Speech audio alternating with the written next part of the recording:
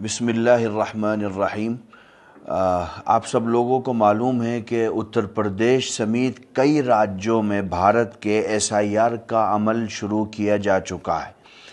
हम पहले दिन से एसआईआर को लेकर के लोगों में जागरूकता फैला रहे हैं कि आप इस मुहिम का हिस्सा बने और सही तरीक़े से अपने पेपर्स को सबमिट करें। मैंने इससे पहले भी एक एडवाइज़री जारी की थी जिसमें 5 पॉइंट्स को लेकर के लोगों से ये अपील की थी कि इस हवाले से आप अपने अंदर बेदारी पैदा करें। सबसे बुनियादी पॉइंट्स ये था कि 2003 की जो वोटर लिस्ट है, जो लोग भी ऐसे हैं जिन्होंने 2003 में वोट किया है वो अपनी वोटर लिस्ट को निकाल के रखें, उसकी फ़ोटोकॉपी कराएं। अगर वो किसी और राज्य में, किसी और ज़िले में रहते थे 2003 में, अब कहीं और रहते हैं, तो उस ज़िले की 2003 की वोटर आईडी को और लिस्ट को महफूज रखें ताकि एसआईआर फॉर्म फिल करने में उनको किसी भी तरीक़े की दुश्वारी का सामना ना हो। अब मजमूई तौर पर एसआईआर के इस फॉर्म को लेकर के बड़ी कन्फ्यूज़न है। बहुत बड़े पैमाने पर लोग शुकूक व शुबहात में मुब्तला हैं कि आखिर इसको कैसे फ़िल किया जाए। बहुत सारे लोग गलत तरीक़े से इसको भर रहे हैं, हालांकि ये बहुत इम्पोर्टेंट डॉक्यूमेंट है। अगर ये रिजेक्ट हो गया, जानकारी के अभाव में आपने गलत तरीक़े से इसको फ़िल कर दिया, तो फ्यूचर में इसका नुकसान आप ही को होगा। अब मैं आपको ये तरीक़ा बताऊंगा कि इस फॉर्म को सही तरीक़े से फ़िल करके आपको कैसे सबमिट करना है। देखिए, आप में से हर एक व्यक्ति को ये गणना प्रपत्र आपके एरिए के बीएलओ के ज़रिए से आप तक पहुंचाया जाएगा। इसी को भरने का सही तरीक़ा मैं आपको बताने जा रहा हूं। इस गणना प्रपत्र में एक तो आपका पहले से फ़ोटो लगा हुआ होगा, दूसरा यहाँ पर आपका नाम और आपका इपिक नंबर लिखा हुआ होगा। इस फ़ोटो के बराबर में आपको एक passport size photo white background के साथ में यहाँ पर आपको फ़ोटो लगा देना है। उसके बाद आपको ये फॉर्म भरने की प्रक्रिया शुरू करनी है। इसको बहुत ध्यान से समझने की ज़रूरत है।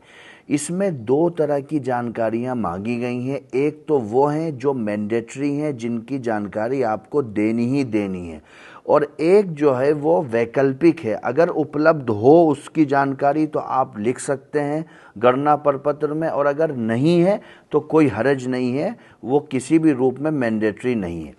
सबसे पहला कॉलम जो है इसमें आप देखेंगे, इसमें डेट ऑफ बर्थ मांगते हैं, तो आपको अपनी सही डेट ऑफ बर्थ यहाँ लिख देनी है। तारीख़ पैदाइश आपकी क्या है। उसके बाद आधार संख्या है, ये वैकल्पिक है। अगर आपके पास है आधार कार्ड तो उसमें जो नंबर है वो आप यहाँ लिख सकते हैं। तीसरे नंबर पर आपका मोबाइल नंबर मांगते हैं। सही मोबाइल नंबर लिखिएगा, क्योंकि आगे इलेक्शन कमीशन की तरफ से आपके मोबाइल पर ही बहुत सारी जानकारियाँ भेजी जाएंगी। चौथे नंबर पर पिता अभिभावक का नाम है, तो आप अपने फादर का सही नाम यहाँ पर लिख देंगे। उसके बाद अभिभावक का इपिक नंबर, ये भी मैंडेटरी नहीं है। अगर आपके फादर का इपिक नंबर है तो आप उसको यहाँ पर इपिक नंबर लिख सकते हैं, और आप अपने फादर का फॉर्म देखेंगे, ऐसे ही उनके नाम का और उनके फ़ोटो का जो गणना प्रपत्र होगा उस पर देखेंगे कि उनका इपिक नंबर आपको मिल जाएगा, तो आप वहाँ से कॉपी करके इपिक नंबर यहाँ लिख सकते हैं। उसके बाद मदर का नाम मांगते हैं, इसी तरीके से मदर का इपिक नंबर मांगते हैं, ये भी मैंडेटरी नहीं है।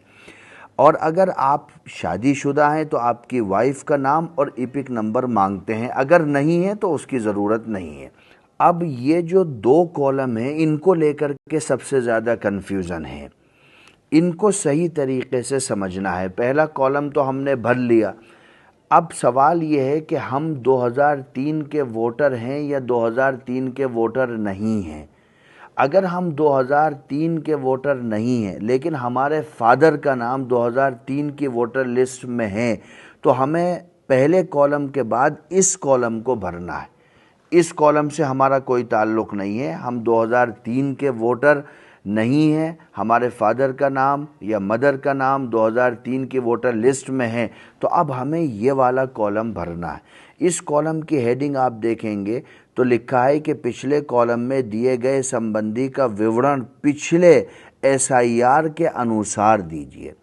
तो हमने पिछले कॉलम में अपने अभिभावक और संबंधी के तौर पर अपने पिता का नाम लिखा था, तो अब हमें इस कॉलम में अपने पिता की डिटेल भरनी है 2003 के SIR के अकॉर्डिंग। मैं रिपीट कर रहा हूँ इस जुमले को, डिटेल भरनी है पिछले SIR के अनुसार 2003 के। तो फादर का नाम 2003 की वोटर लिस्ट में जो था, अगर आज के आपके आधार के नाम से थोड़ा बहुत आगे पीछे भी था आपके फादर का नाम 2003 की वोटर लिस्ट में, आपको वही नाम यहाँ लिखना है। और इपिक संख्या अगर 2 हो गई हैं, बहुत से लोगों के साथ ये प्रॉब्लम है कि 2003 में इपिक संख्या दूसरी थी, अभी दूसरी है, तो यहाँ पर इपिक संख्या 2025 वाली नहीं लिखनी है, 2003 वाली लिखनी है। 2003 में जो इपिक संख्या थी वही इपिक संख्या आपको अपने फादर की यहाँ डालनी है। संबंधी का नाम, यहाँ पर आपके संबंधी के नाम के सामने आपके पिताजी का नाम आएगा, यानी आपके दादा का नाम आएगा। चूँकि संबंधी का नाम आपके पिताजी के फादर का नाम आएगा। उसके बाद संबंध, तो संबंध में पिता का संबंध आप दिखाएंगे, चूँकि आपके फादर और आपके दादा के दरमियान में जो संबंध है वो वालिद का और पिता का संबंध है। आपको अपना ज़िला लिखना होगा, राज्य का नाम लिखना होगा। अगर आप किसी और राज्य में 2003 के वोटर थे तो उस राज्य का नाम आपको लिखना होगा। आज जिस राज्य में है उस राज्य की डिटेल आपसे नहीं मांगी जा रही है। इसी तरीके से विधानसभा निर्वाचन क्षेत्र का नाम लिखना होगा, विधानसभा निर्वाचन क्षेत्र की संख्या लिखनी होगी। उस वक्त बहुत सी जगहों पर ऐसी विधानसभाएं हैं जिनका आज अगर आप संख्या देखें तो उनको विधानसभा 27, विधानसभा 30 कहा जाता है, लेकिन 2003 में वो विधानसभा 17 या विधानसभा 12 थी। तो आपको 2003 में वो कौन सी विधानसभा थी जिसमें आपके फादर ने वोट डाला था, उस विधानसभा की उस विधानसभा निर्वाचन क्षेत्र की संख्या को आपको लिखना है, आज की संख्या को नहीं लिखना है। इसी तरह भाग संख्या है, क्रम संख्या है, ये जो आपको लिस्ट मिलेगी 2003 की वोटर लिस्ट की, उसके पहले पेज पर ये भाग संख्या और जहां नाम होगा वहां क्रम संख्या आपको मिल जाएगी। ये तो उन लोगों के लिए कॉलम हुआ जिनका 2003 की वोटर लिस्ट में नाम नहीं है, मगर उनके फादर का नाम 2003 की वोटर लिस्ट में है, तो वो इस फॉर्म को इस तरीके से फिल करेंगे। पहले कॉलम को करेंगे, उसके बाद इस कॉलम को करेंगे, इससे उनका कोई संबंध नहीं होगा। अब दूसरे किस्म के वो लोग हैं जिनका नाम 2003 की वोटर लिस्ट में है, तो पहले तो वो इसी तरीके से पहले कॉलम को फिल करेंगे जो जानकारी मांगी है। उसके बाद इससे उनका कोई संबंध नहीं होगा, वो इस वाले कॉलम को फिल करेंगे। इस कॉलम की आप हेडिंग देखेंगे तो लिखा है कि पिछले SIR की मतदाता सूची में मतदाता का विवरण।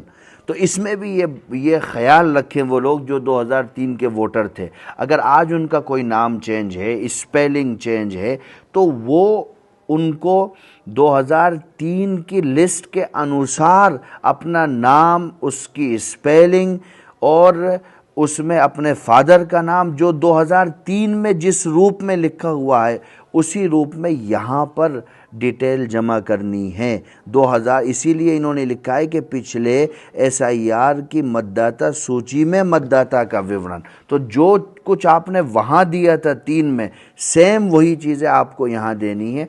निर्वाचक का नाम, आपका नाम जिस स्पेलिंग के साथ में जिस तरीके से लिखा था 2003 में, वैसे आज आधार में क्या लिखा है उससे मतलब नहीं है।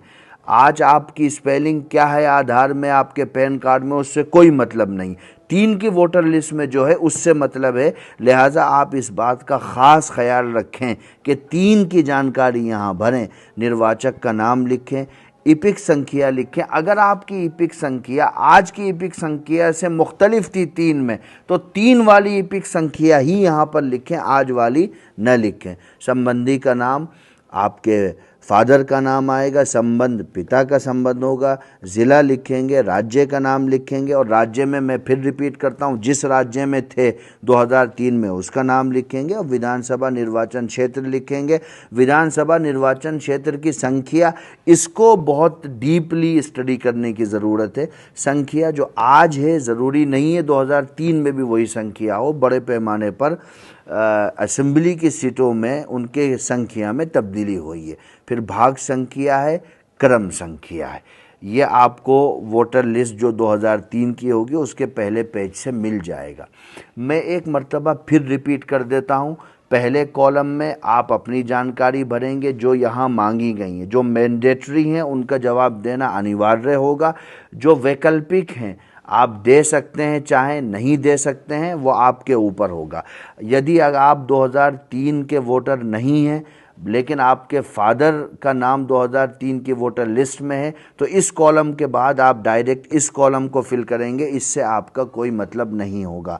और इस कॉलम को आप अपने फादर की 2003 की जो डिटेल होगी उसके अनुसार भरेंगे। संबंधी का नाम में आप अपने फादर के फादर का नाम लिखेंगे, यानी अपने दादा का नाम लिखेंगे।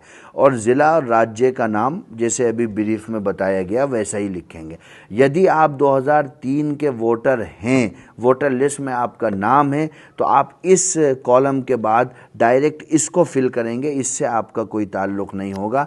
और इस कॉलम को फिल करने में आप उस बात का भरपूर ख्याल रखेंगे कि 2003 की वोटर लिस्ट में जिस स्पेलिंग के साथ में और जिस तरीके से आपका नाम लिखा है उसी स्पेलिंग के साथ में आप अपना नाम और वही इपिक नंबर, चाहे इस अभी बदल गया हो लेकिन 3 का जो इपिक नंबर है वही इपिक नंबर और अपने फादर का नाम लिख करके बकिया जानकारी को पूरा करेंगे। ये तरीक़ा है सही रूप में गणना प्रपत्र को फिल करके जमा करने का। इससे हम अपने आगे आने वाले दिनों में जो मसाइल पैदा हो सकते हैं उससे अपने आप को बचा सकते हैं।